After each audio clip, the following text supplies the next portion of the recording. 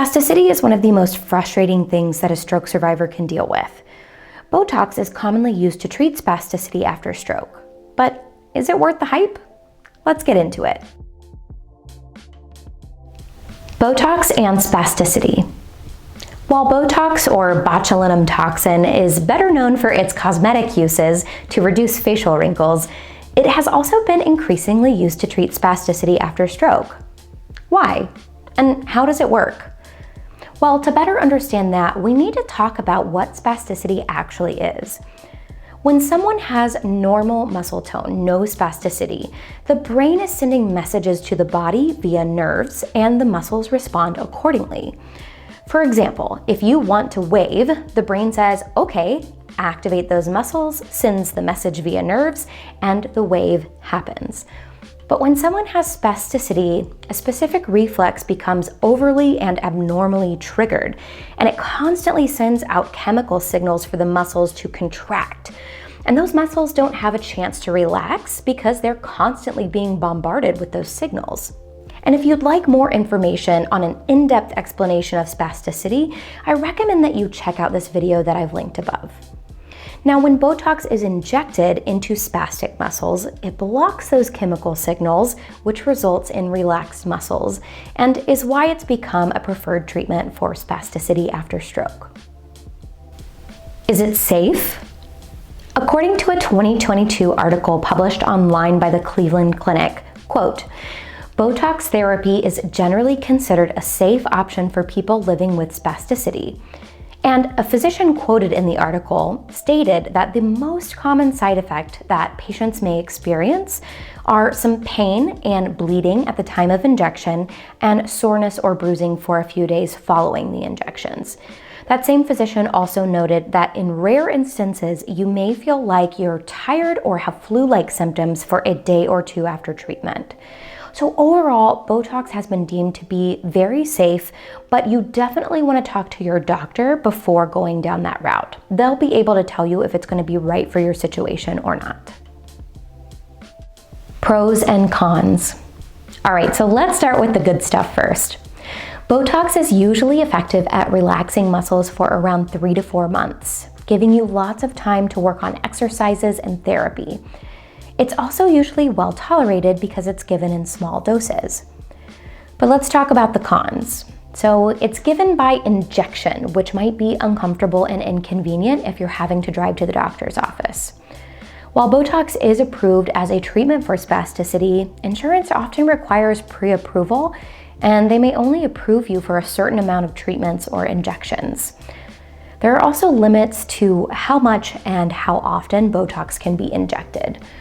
It can also cause a buildup of certain antibodies, and these aren't necessarily harmful, but they can lead to decreased effectiveness of Botox treatment over time. Should I talk to my doctor? If you're a stroke survivor who experiences spasticity, I wholeheartedly encourage you to talk to your doctor or neurologist. They can help determine if it's an appropriate treatment for you because you won't know unless you start that conversation. And personally, over the years, I've seen it benefit many of my patients and given them the opportunity to make gains that they otherwise wouldn't have been able to make.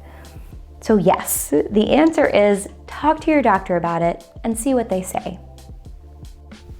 How can I maximize its effectiveness? If your doctor has told you that Botox is an appropriate treatment for you, there are definitely ways that you can maximize your gains. Botox alone can really only improve movement temporarily, and it may not lead to any real functional gains. In order to be most effective, Botox needs to be combined with exercise, functional movement, and therapy to really make those long-term gains. It would be wonderful if Botox was a quick fix, but just like most things in life, it requires work to see the benefits. Because Botox helps those spastic muscles relax, it can give you the chance to do more range of motion, strengthening, and functional activities than you'd be able to do without it. And according to a 2011 study in the Stroke Journal, Botox takes approximately 1 week to achieve maximal effect, and it wears off around 3 to 4 months. Take advantage of that 3 to 4 month period that Botox is effective by getting those affected muscles moving. During these periods, you can strengthen those weak muscles, practice getting more movement, and try getting your affected muscles engaged in things around the house and or the workplace. Because the principles of neuroplasticity continue to apply even with Botox injections, because we're ultimately targeting brain changes. And with those brain changes, we hope to see more range of motion improvements, more functional gains, and your ability to do things more independently. All right, everyone, that's it for today. Have you ever received Botox injections? And if so, what was your experience like? And just FYI, I am linking some videos up above to different spasticity stretching routines that I've done over the past couple of years. You may find those helpful regardless of if you've had Botox or not. And as always, I'm gonna leave a link down in the description below if you'd like to sign up for the email list, which gets you free stroke recovery tips and motivational emails, as well as a free copy of my ebook, The Stroke Recovery Pocket Guide. And if you find value in what we do here at Post Stroke and you're able, please consider donating, either by giving us a YouTube super thanks by clicking in the YouTube bar down below, by donating once via PayPal, or by becoming a Patreon member, where in exchange for a monthly donation, you get access to cool perks like social media shoutouts, behind the scenes footage, Q&A videos, as well as YouTube shoutouts, of which I have one today. Thank you again so much to Doug C. for continuing to contribute at the Empowerer level. We can't do what we do without you. Thank you all so much for watching. I'll see you next time.